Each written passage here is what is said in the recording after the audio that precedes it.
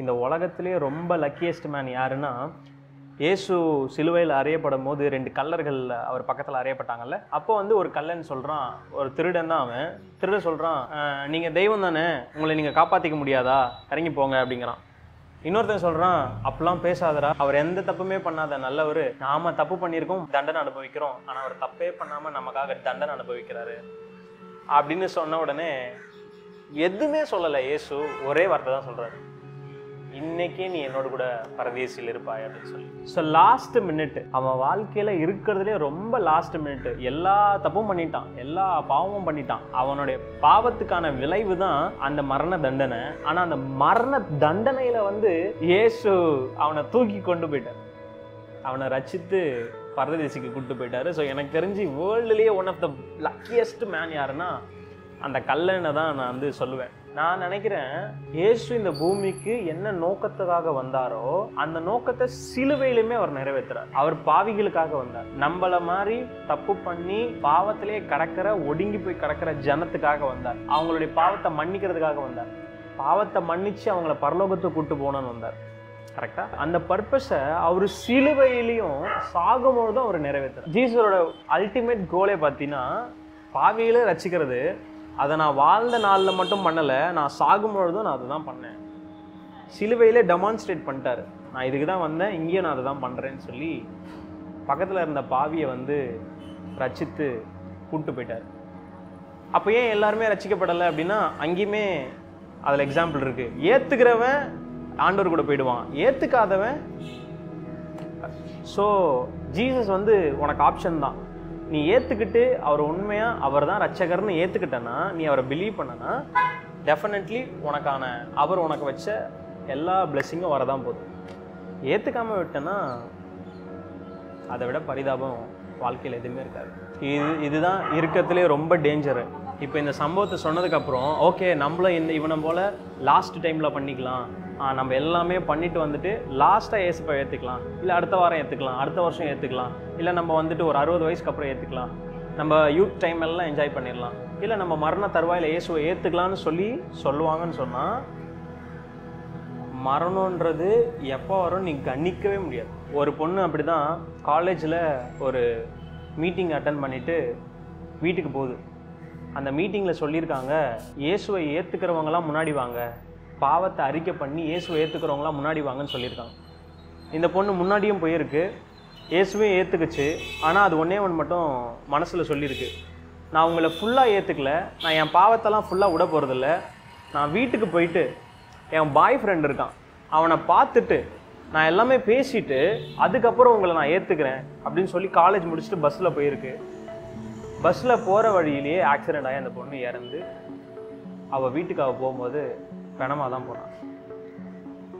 ஒருவேளை அந்த டைம்லேயே அவங்கள முன்னாடி கூப்பிட்டு இயேசுவை ஏற்றுக்கிறவங்களாம் வாங்கன்னு சொல்லும் போதே அந்த பொண்ணு உண்மையாக மனம் திரும்பி நான் இயேசுவை ஏற்றுக்கிறேன்னு சொல்லி அவள் வாழ்க்கை இயேசுக்கு ஒப்பு கொடுத்துருந்தாள்னா அவளுடைய ஜீவன் ஆண்டவர் அழகாக ஆண்டவர் கைக்கு போயிருக்கோம். ஆனால் ஜஸ்ட் ஒரு சின்ன இந்த மாதிரி ஒரு தாட்னால நான் அப்புறமா ஏற்றுக்கிறேன், நான் அப்புறம் பண்ணிக்கிறேன் அப்படின்னு சொன்னதுனால மரணம் எப்போ வரும்னு யாருக்கும் சொல்ல முடியாதுன்ற ஒரு காரணத்தினால அந்த பொண்ணுடைய வாழ்க்கை ஜஸ்ட் கை கட்டினது வாய் கட்டாமல் போச்சு அப்படின்னு சொல்லுவாங்கல்ல, அந்த மாதிரி அவள் லைஃபே போச்சு. ஸோ மரணன்றது யாருக்கு எப்போ வரும்னு தெரியாது.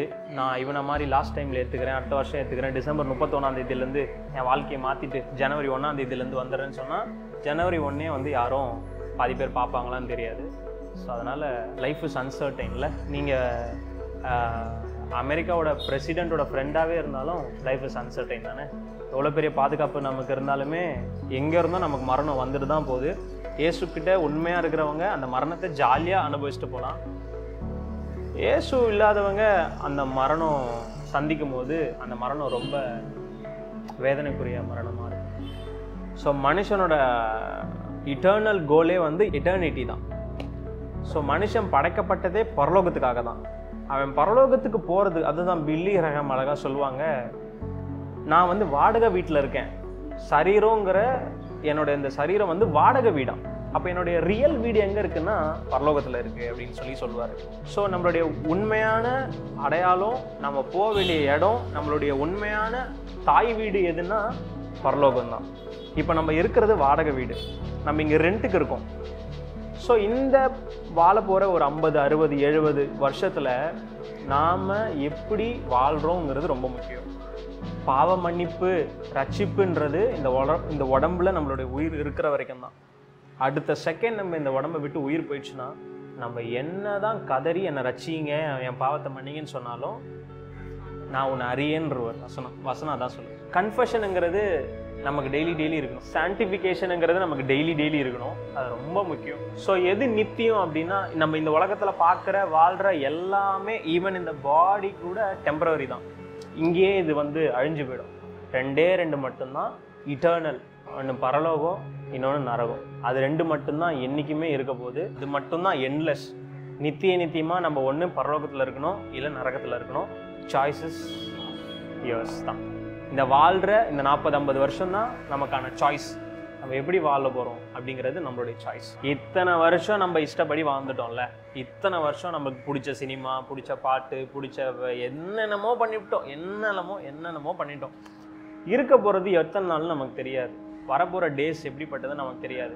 யார் எத்தனை நாள் இருக்க போகிறான்னு நமக்கு தெரியாது. ஸோ இன்றைக்கி நம்ம ஒரு டிசிஷன் எடுத்து, நான் வர காலத்தில் நான் எத்தனை நாள் இருப்பனோ எனக்கு தெரியாது, ஆனால் வரப்போகிற காலங்களில் உங்களுக்காக நான் வாழ விரும்புகிறேன்னு சொல்லி நம்ம இயேசுவுக்கு நம்ம லைஃப்பை கொடுக்கும்போது, ஜஸ்ட்டு கொடுக்குறதுனா என்ன, கமிட் பண்ணுறதுனா என்னென்னா ஒரே வார்த்தை தான். வாயில் ஓப்பன் பண்ணி எஸ்பா என் லைஃப்பை நான் உனக்கு கொடுக்குறேன், முடிஞ்சு போச்சு. இதான் ரட்சிப்பை. ரொம்ப ஈஸியாக மாற்றிட்டார் ரட்சிப்பை. உன் மனசு மாறிட்டியா, மனசுலேருந்து பாவத்தை எடுத்துடுறியா, நான் உங்களுக்காக உண்மையாக வாழ விரும்புகிறேன்னு சொல்கிறியா, வாயினால் அறிக்கை பண்ணுறியா, தேர் கம்ஸ் யுவர் சால்வேஷன். ரொம்ப சிம்பிள். ஸோ விழுறது பெரிய பாவம் நினச்சிக்கிட்டு சில பேர் அங்கேயே இருந்துடுறாங்க. நான் சொல்லுறது, விழுந்துட்டியா இம்மிடியட்டாக எழுந்து. விழுறது பிரச்சனையே இல்லை. பைபிளில் இருக்கிற எல்லா பரிசுத்தவான்களும் விழுந்தாங்க. ஆனால் அங்கே இருந்தவங்க தான் மடிஞ்சு போனாங்க. திருப்பி எழுந்தவங்க ஆண்டவர் அவங்கள இன்னைக்கு வரைக்கும் நம்ம அவங்கள பற்றிலாம் பேசிக்கிட்டு தான் இருக்கும். பைபிளில் நீ எந்த கேரக்டர் எடுத்தாலும் விழுந்து எழுந்த கேரக்டராக தான் இருக்கும். ஸோ அதனால் விழுறது பிரச்சனை இல்லை, எழுந்துக்காமல் இருக்கிறது தான் பிரச்சனை.